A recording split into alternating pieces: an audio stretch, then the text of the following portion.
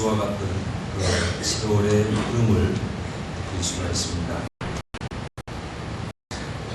2004년 새해를 맞았다고 해외의 소망을 쏟아 놓았던 일이 바로 엊그제 같은데 어느새 이 해의 끝자리에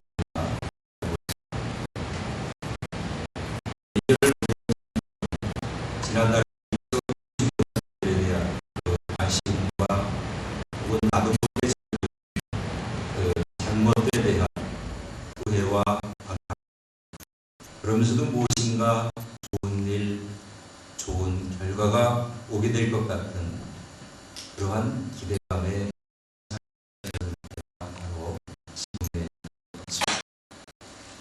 돌이켜보면 지난 한 해의 시간들도 늘 그와 같은 표현을 썼듯이 참으로 가사반항했습니다. 어느 언론지에 2004년도에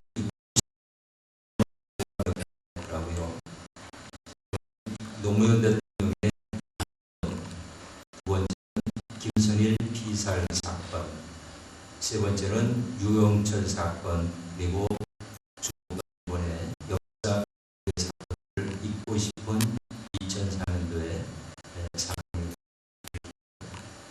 기록하고 있습니다.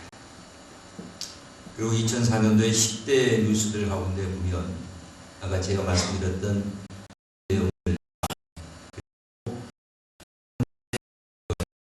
위헌 판결 남용들 이러한 것들이 10대 뉴스에 들어가고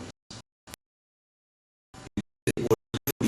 이렇게 보면 일들을 겪어오느라고 숨이 턱에 닿도록 터덕거렸던 그러한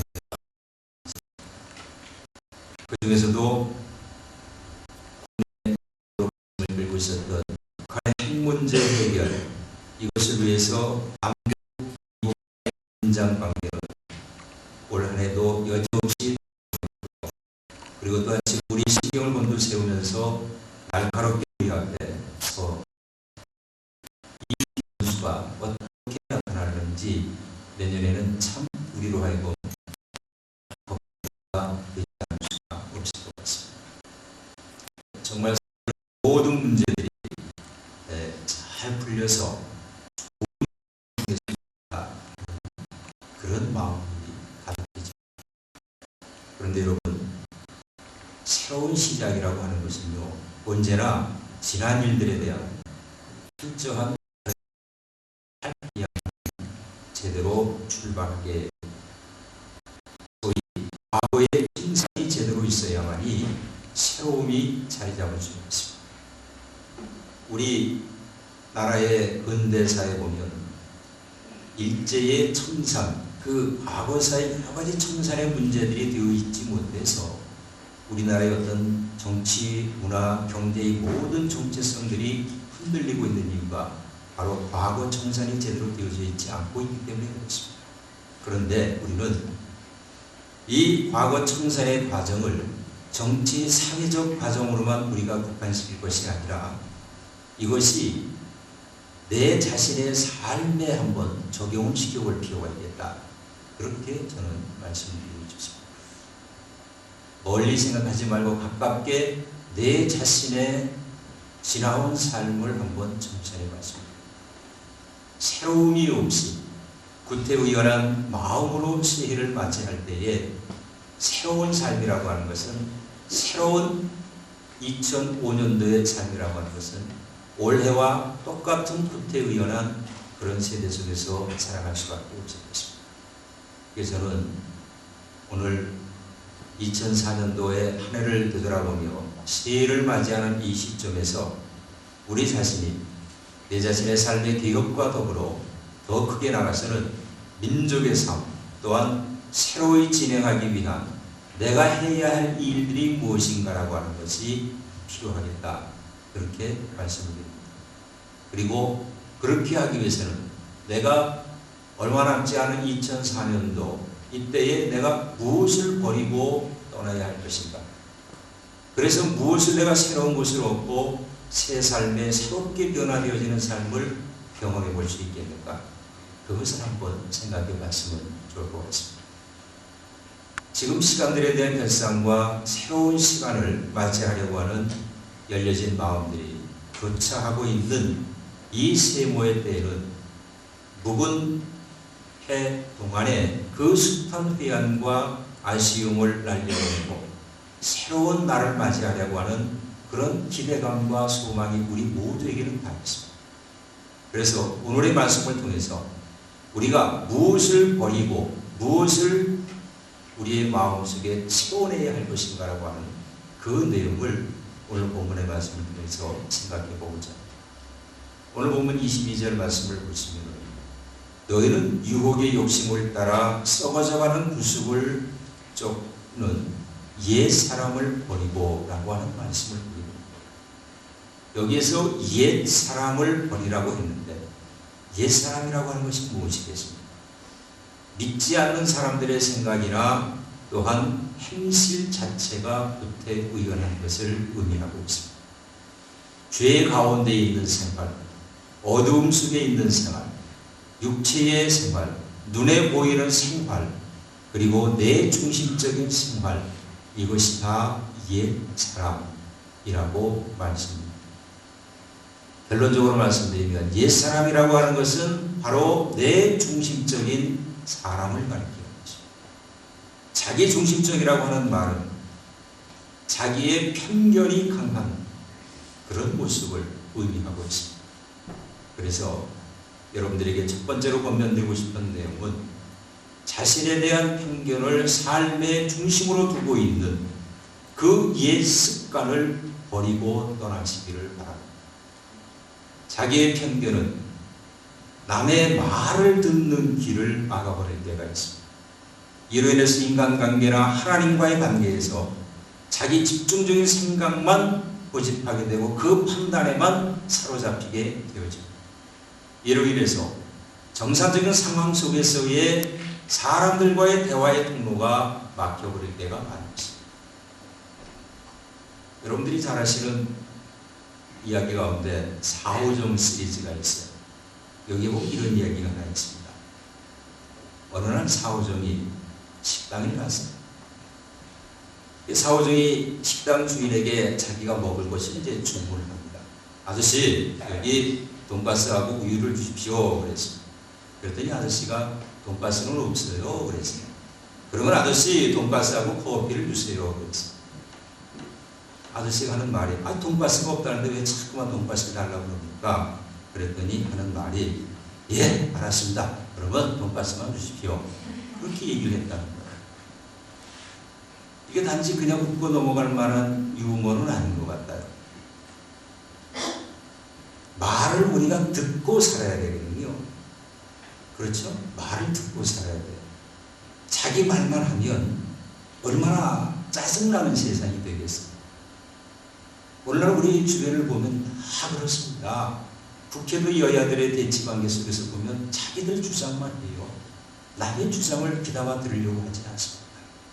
집안의 가장도 아주 가부장적인 그런 모습 속에서 가장의 말만 합니다. 자녀들의 식구들의 말을 들으려고 하지 않으면 그 가정은 행복할 수가 없습니다.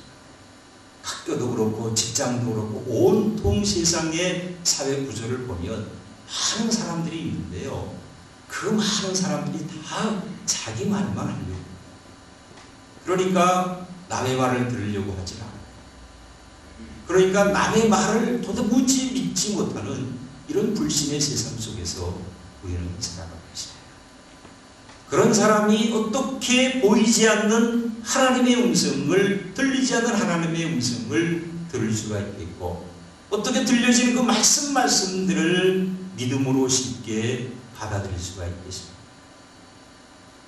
그렇기 때문에 우리는 불신의 세대 속에서 산다고 하는 것이 얼마나 우리의 정서를 망가뜨리고 있는가, 그걸 우리가 한번 심각하게 생각해 볼 필요가 있습니다.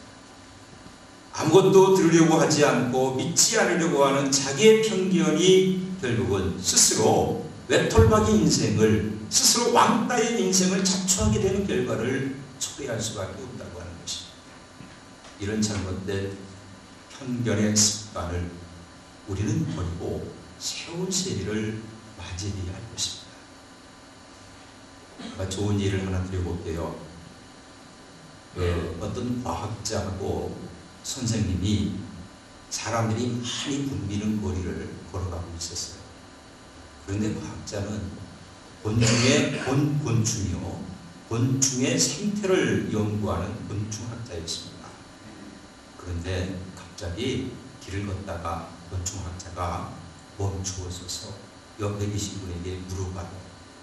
혹시 선생님 무슨 소리 들리지 않습니까? 글쎄요, 저 지나가는 사람들 소리하고 차 지나가는 소리들밖에 안 들리는데요. 선생님, 저는 그런 소리 말고 제게는 귀뚜라미 소리가 제게 들려옵니다. 그러면서 과학자가 그렇게 말하더니 건물 곁으로 다가가더니 그 옆에 있는 작은 돌을 하나 치웠어요. 아니나 다를까 그 돌 안에 귀뚜라미 한 마리가 있었어요. 그 선생님이 물어봐요. 아니, 어떻게 이 소리를 들었습니까? 그러니까 이분이 하시는 말씀이 그거는 간단합니다. 제가 한 가지 예를 들어드릴게요.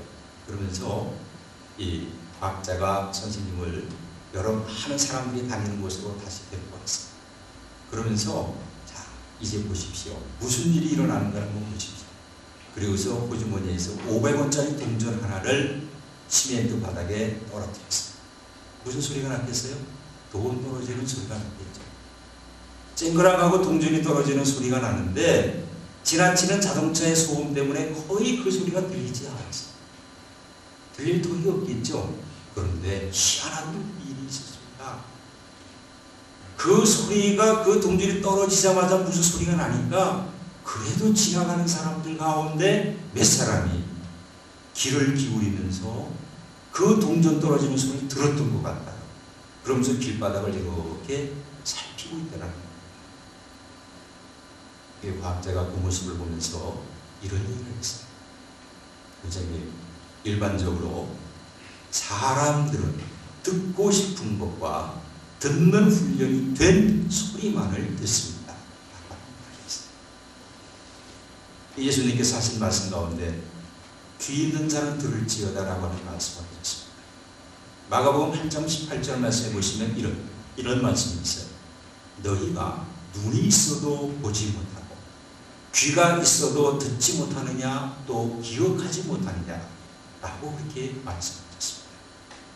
사랑하는 여러분, 우리는요 지나온 세월의 삶 속에서 여러 많은 다사다난한 그런 사건과 삶 속에서 그 일상의 인간관계의 삶 속에서 모든 관계 속에서 내 편견의 귀를 버리면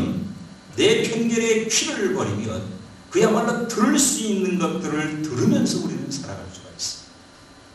나에게 향한 그 하나님의 말씀, 누군가 나에게 뭐라고 했는데 그 말 한마디가 정말 나에게 귀한 아주 권면의 좋은 사랑의 말로 들려져야 된다는 것입니다. 그래서 여러분, 어떤 상황 속에서든지 나에게 도움이 되는 소리로만 여러분들이 한번 들어보시면 좋을 것 같습니다. 그러면은요 내 인생이 행복해질 수가 있습니다. 그런데 자기의 그 편견을 가지고 고르고 분석하고 계산해서 들으면 그 모든 것들이 피곤해져요. 그리고 항상 부정적인 판단의 능력이 고도화되어지고 결국은 들어야 할 하나님의 음성, 좋은 권면의 말씀들, 이러한 것들을 지나치고 말 때가 얼마나 많이 있는지. 그래서 우리는 하나님의 음성, 좋은 권면의 소리, 사랑의 소리만 들을 수 있도록 나의 편견의 귀를 버리고 2005년도를 맞이하는 여러분들이 다 되었으면 좋을 것 같습니다. 그리고 오늘 보면 20절 말씀해 보시면 이런 말씀이 있습니다. 오직 너희는 그리스도를 그같이 배우지 아니하였느냐라고 하는 말씀이 있습니다. 사랑하는 여러분, 우리는 교회에서 들은 대로 배운 대로 살기만 하면 돼요. 그게 상당히 중요한 의미가 있습니다. 여러분, 왜 여러분 이 시간에 이 자리에 나와 앉아 계십니까? 무언가를 들어보려고, 무언가를 배워보려고, 무언가를 하나님의 음성을 한번 듣고 내 그 아픈 쓰라린 마음, 고통스러운 마음, 시없는 마음들을 한번 성령의 뜨거운 물로 한번 태워보려고 이 자리에 나와 계신 거 아니겠어요? 그럼 뭔가 듣고 가셔야지. 뭔가 배우고 가셔야지. 여러분, 그리스도인이 들은 대로 배운 대로 살지 못하기 때문에 많은 그리스도인들이 실수를 하고 시험의 구덩이에 빠지게 돼요. 똑같은 10명, 100명, 20명이 있는데 1000명이 있는데 그 많은 사람들이 제대로 듣고 제대로 배운 것들을 삶 속에 적용한다 보면 우리 믿는 사람들의 삶이 얼마나 풍요로워지겠습니까? 그래서 저는 여러분들에게 꼭 버려야 할 두 번째, 그것은 자신의 계산기를 버리시기 바랍니다. 우리는 어떤 상황에서든지 두드리고 계산하는 것이 습관이 되어져 있습니다. 두드린다라고 하는 말은 자신만의 인생의 가계부를 만든다는 얘기예요. 어떤 것이 이득이고 어떤 것이 손해이고 분명하고 재빠른 계산법에 현대인들은 익숙해져 있어요.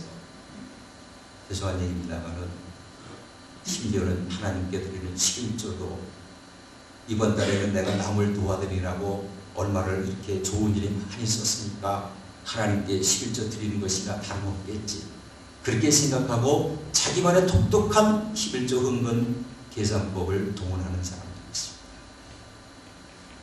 교회 생활을 해도 철저히 분석해보고 계산을 해봅니다. 그리고 나서 결정합니다. 요새 현대 신앙인들의 자기만의 독특한 신앙 계산법, 나름대로의 노하우가 분명한 것 같다.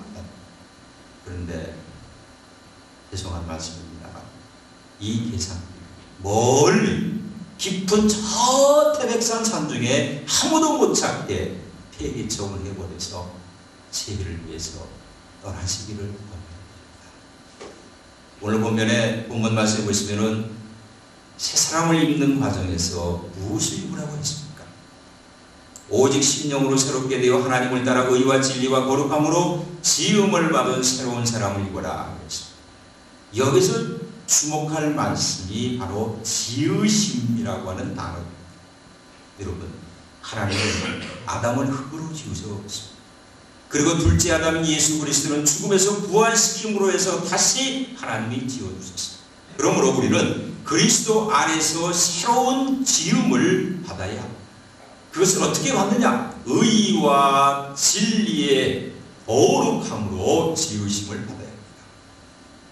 의와 의로 지음을 받는다고 하는 것은 모든 생활 속에서 하나님 앞에 올바르고 충실된 삶을 살아가는 것입니다. 거룩함으로 지음을 받는다고 하는 것은 세상과 구별되어서 악에 물들지 않는 순결한 삶을 사는 것을 의미하는 것입니다. 하나님은 우리의 육신을, 우리의 모든 삶을 지으신 분이십니다. 그리고 예수 그리스도 안에서 의와 거룩함으로 새로운 사람을 지으신 분이십니다. 그래서 새 사람은 하나님의 계산법에 따르는 사람이지, 내 계산법에 내 인생의 가계부를 쓰는 사람들이 아님을 아시기를. 그래서 오늘 보면 20절 말씀이 뭐라고 그랬어요? 예수 그리스도에게 배워야 한다고 그랬잖아요. 오직 너희는 그리스도를 이같이 배우지 않았느냐? 배웠는데 왜 배운 대로 살지 못하느냐? 답답한 마음을 우리는 여기서 추려볼 수가 있어요. 여기서 배운다고 하는 것은요, 여러분, 지식적으로 배운다는 것이 아닙니다. 생활 속에서 인격적 삶의 교제를 통해서 배운다고 합니다. 자, 보세요, 여러분. 예수님께서 우리에게 주기도문 가르쳐 주셨죠. 그런데 가르쳐 주신 것만이 아니라 예수님은 그 기도하는 모습과 기도하는 힘으로 살아간다라고 하는 것을 제자들에게 몸소 보여주셨어요. 예수님은 사랑이라고 하는 것을요, 지식적으로 제자들에게 가르친 것이 아니라 세 번이나 부인한 베드로를 품에 안아주실 만큼 용서의 사랑으로 가르쳐 주셨어요. 예수님은 말로만 순종을 가르쳐 주신 것이 아니죠. 십자가에서 본인이 죽기까지 순종하는 모습으로 우리에게 가르쳐 주셨습니다. 그래서 여러분, 우리가 새 사람을 입으려고 하면은 그리스도를 배워야 합니다. 예수 그리스도의 계산의 방법은 무조건 사랑이요, 무조건 순정이요, 무조건 용서요, 무조건 기도였습니다. 이것이 바로 예수님의 계산 방법이었습니다. 바로 이 그리스도의 계산 방법에 의해서 우리가 살아가고 내 계산기를 폐기 처분해 버려야 하는 것입니다. 그래야 우리는 복잡하게 힘들게 피곤하게 살지를 않게 되죠. 여러분들 산에 한번 이렇게 다녀보세요. 가끔 아침에 산에를 가보면요, 그 참 느낌이 많아요. 그 봄, 여름, 가을에 보면은 산에 가면 볼 곳이 많이 있잖아요. 그런데 이 겨울철에도 이렇게 산에 한번 다녀보면 그나마 그 볼 곳이 없는데도 그 모습 속에서 보면 느낌이 많이 있어요. 산에 가보면은 가지들마다 그동안 입었던 옷들을 꿀 벗어버리고 빈 가지로 서 있는 그 나무들을 보면 어떨 때는요, 항상한 그 모습 속에서 차가움을 느낄 때가 있지만은 어떨 때는 그 항상한 모습 속에서 아주 따뜻한 체험을 느낄 때가 있어요. 사람도 마찬가지입니다. 이것저것 많은 것들을 차지하고 있는 사람에게는 느끼기 어려운 그 인간미, 촌철하고 맑은 그 가난을 지니고 사는 사람들에게는 훈훈한 인간미를 우리가 느껴볼 수가 있습니다. 그래서 우리 예수님께서 낮고 천한 가난한 민중들과 함께 즐거운 시간들을 가지시기를 얼마나 즐거워하셨습니까? 여러분, 진정한 가난이라고 하는 것은 경제적인 빈곤이 아닙니다. 자신의 분수와 그릇에 맞도록 자기의 몫의 삶을 이루려고 하는 선택된 청빈이 바로 그리스도 안에서의 가난이라고 말씀드릴 수가 있습니다. 주어진 가난은 어떻게 보면 부끄러운 일이 될 수 있습니다만은 선택되어진 청빈 이 가난은 아름다운 미덕과 내 인격의 수양에 내 믿음의 성숙에 얼마나 지대한 공헌을 하고 있지만, 옛날 우리네 선비들을 여러분들 생각해 보세요. 그분들은 세상의 부와 명예와 권력에 연연하지 않고 자기 나름대로의 세계를 갖고 가면서 맑고 초절한 삶을, 그야말로 초라한 삶이지만 그 안에 깊은 의지력이 담겨있는 삶을 그분들은 살았습니다. 누구나 다 그럴 수는 없겠지만은 이렇게 투철한 인생관을 지닌 자신의 전문 분야에서 삶을 불태우는 사람들에게는 이런 선비 정신의 꿋꿋한 기상이 그분들의 삶의 일상의 저변에 깔려져 있음을 우리는 눈여겨볼 수가 있습니다. 사랑 여러분, 무엇이든지요, 차지하려고 하면 사람은 거칠어지고 무디워지게 됩니다. 감성 미수로만 살아갈 수밖에 없습니다.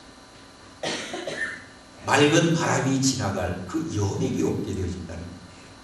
오늘날 우리 사회는 함께 살려고 하는 그 이웃을 생각하지 않고 저마다 자기 몫을 더 차지하고 더 채우려고 하는, 자기만 인정해달라고 하는 애를 쓰면서 살아가고 있기 때문에 모든 인간관계 속에서 보면요, 갈등과 모순과 비리로 얽혀지면서 이 다정다감한 이웃들에게 언제 어떻게 등을 돌릴지 모르는 그런 삭막한 관계로 변해가면서 살아가고 있습니다.